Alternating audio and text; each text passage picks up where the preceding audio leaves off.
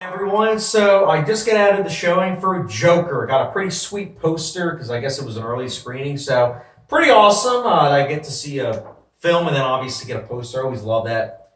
Shout out to AMC. Not the sponsor for this video, but I figured I'd give them a shout out because I love that they do that. Anyways, Joker, the most anticipated movie of October for many people. My personal third most anticipated. First one being Lighthouse, second being Parasites. But anyways, Joker. So Joker, for those of you who don't know, is a film about Arthur Fleck. He is a character played by Joaquin Phoenix. He is someone that is battered down by society, both lower class, middle class, and upper class. And this is the story about how he goes from Arthur Fleck to Joker. This is a film, a little bit of exposition for me personally. So I was on board with this movie from day one. As soon as they announced that Joaquin Phoenix was doing a superhero movie, I was down. Joaquin Phoenix is one of my all-time favorite actors, and one thing I absolutely love about him is that he hasn't sold his soul to superhero movies. And when I say that, I mean that a lot of times there are a lot of great actors where they will do superhero movies just for the money, like you can tell. But Joaquin Phoenix has always been an actor who does films for the art of filmmaking, and I absolutely adore that about him. So there was that, and then obviously the first picture of him came out several months after he was announced, and obviously when they were filming. I liked what I saw, and then obviously the trailers dropped. Was very excited for that. And then the controversy about how this is a dangerous movie came out, and I was even more excited. And then I saw the movie.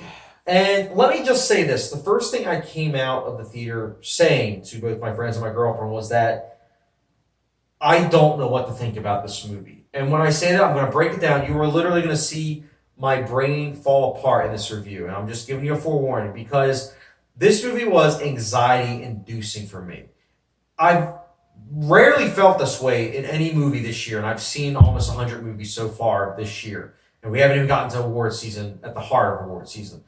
I was feeling a lot of dread during this movie. There are several scenes where there's not even violence, but there's that sense of dread, of sense of violence at any sense of the corner, and it was palpable. It was really good filmmaking. Like Todd Phillips, the director of the Hangover trilogy, directed the heck out of this movie. Like he did a really good job with the directing. Joaquin Phoenix performance, you've heard it from a lot of people, so I'm just going to go without saying. He was incredible. He's in pretty much every scene in the movie. He owns the role of Joker. It is a different take on the Joker, and he kills it. I absolutely love this performance. Definitely Oscar-worthy, in my opinion, although Joaquin Phoenix is always Oscar-worthy. Great performance. The side performance is also great, specifically Robert De Niro. Like, I absolutely love the fact that Robert De Niro was in this movie because this movie was essentially King of Comedy and Taxi Driver molded together. And he was in both of those movies, so it was kind of like a nod to it, which I respected. The filmmaking itself also is really good. Like, I absolutely loved the cinematography in the movie. I thought it was really good. Loved the aspect ratio. I believe it was 4:3. It was shorter, so you were more focused, I felt like, during the scenes of dread. Really good choice, especially with the color palette. Also, the score. Now, that was anxiety-inducing as well. Not just the way it was shot and the directing, but the score was really anxiety-inducing. I really liked that. Also, the pacing. It was paced as if it was a 1970s movie. That's the other thing. I loved how this movie really did feel as though it was taking place during this time period. I mean, a lot of 70s movies, they have that like slow burn pacing, as well as they have it where it's like there's not that much violence, but when it happens, it is like, holy cow. And this movie follows that trope, and I really liked that. Also, the message of this movie, I think, are, I don't want to say dangerous because, like, I'm not going to lie, like, I almost felt like maybe it was the hype of the whole controversy that made me feel that way. Like, maybe it was kind of like, oh my goodness, if the wrong person watches this movie, they might become like this character. In a bad way, obviously, in a bad way. But, like, I think also part of me also is thinking whilst watching this movie that I liked, at the same time, I liked how the main character, he was 100% like a great character. Like, there were certain scenes where you're like, okay, I understand where you're coming from. And then there are other scenes where you're like, no, whoa, no. And I feel like this is a character that you can just peel back the multiple layers. Like, you can look at just the interpretation of mental illness. You can look at the interpretation of how someone takes humor, because as the main character says, humor is subjective. You can also peel back the layer of nature versus nurturing and how this is a character that is definitely a case study of that. it's just a character that is multi-layered, and I think it comes down to the script writing is really good in that regards. I really did like that. But at the same time, I don't think it's fair to 100% give a movie. I'm going to give the movie a rating, but I don't think it's 100% fair because this is a movie that requires a second viewing. Like, I am planning to see this a second time in theaters because I just feel like there is a lot to take in. Like, it was a lot to take in. It was a lot of movie to take in 2 hours and 2 minutes. And I liked that, but again, it's hard to explain. Like I said, my brain's like falling apart as I'm reviewing this movie because it's a lot to take in. It's a lot to process. And I know it might be like, oh, I'm overhyping this movie. It's not even overhyped. It's that this is a drama that has a lot of artsy things, a lot of things on its mind. And it somehow was able to get Warner Brothers to say yes to it and get a mainstream R-rated release. And I am blown away by that happening. I love the fact that that happened. But at the same time, it's a movie that maybe that's why I'm processing even more, even though this is my kind of movie. It's an artful movie. It has a lot to say, a lot of messages that I'm not going to spoil because I feel like you need to go into it knowing as little as possible.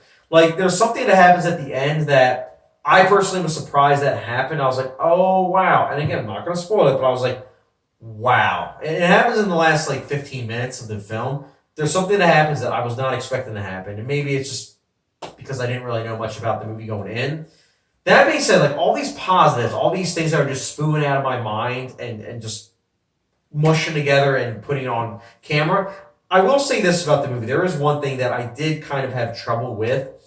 And that's that as great as the filmmaking is, and as great as the acting, the cast, the way everything's paced, all that combined is great and all. But I can't lie that me having seen King of Comedy and Taxi Driver, and I know that this film obviously pays homage to it, I couldn't help but think that I would have probably liked the movie more had I not seen those movies, because I couldn't help but feel as though there were certain things that were kind of, I don't want to say predictable, but in retrospect, I was like, I knew that was happening. I knew it was going to happen because I've seen these two movies and it was essentially the baby of both of those films.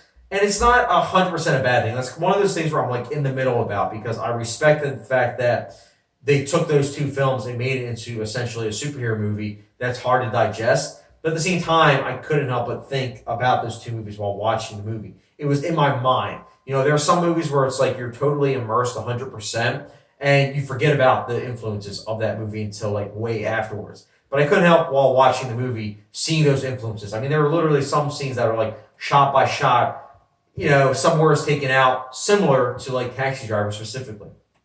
Again, that could just be my personal preference because someone could watch this movie having not seen those movies and they'll think that this story is very original. But for me personally, it's not a wholesomely original movie. I will say, though, that it's done in a very unique way. Not 100%, but enough to where I'm you know what? I still respect what this movie's doing. Overall, I'd say Joker, it's a very well-crafted film. It's got a lot on its mind. The philosophy of the movie is very interesting. The messages, the storytelling is overall very good. It's not a perfect movie. It's a movie I do plan on rewatching. But nonetheless, I'm still going to give Joker a 4.5 out of 5 star rating, which, if it was a hot sauce rating, it's the good old Tabasco rating. Again, this is not an easy movie to watch. It's a movie that, although it only has a couple scenes of violence, it is still nonetheless a hard movie to watch in some cases. But it's also a film I would highly recommend you see with people because it's a movie that you will talk about and want to talk about with for a couple hours because there is a lot to peel back. And I love it. I love that aspect of it. So, Joker, guys, that's my review for it. I know you guys just literally saw me spew out a bunch of stuff. But that's because I literally was saying after the movie, I was like, I don't know how I'm going to review this movie with a first viewing, but I'm doing it. So, non-spoiler, of course. But, guys, Joker, what did you think of it? Is it a good film? Is it not? Was it dangerous? Was it not? Did you think it was safe? Let me know your thoughts in the comment section down below. With your thoughts, it can be spoiler, non-spoiler. I'll answer either ones. And as always, guys, thank you very much for watching. Don't forget the subscription, notification bell, and I'll catch you guys later.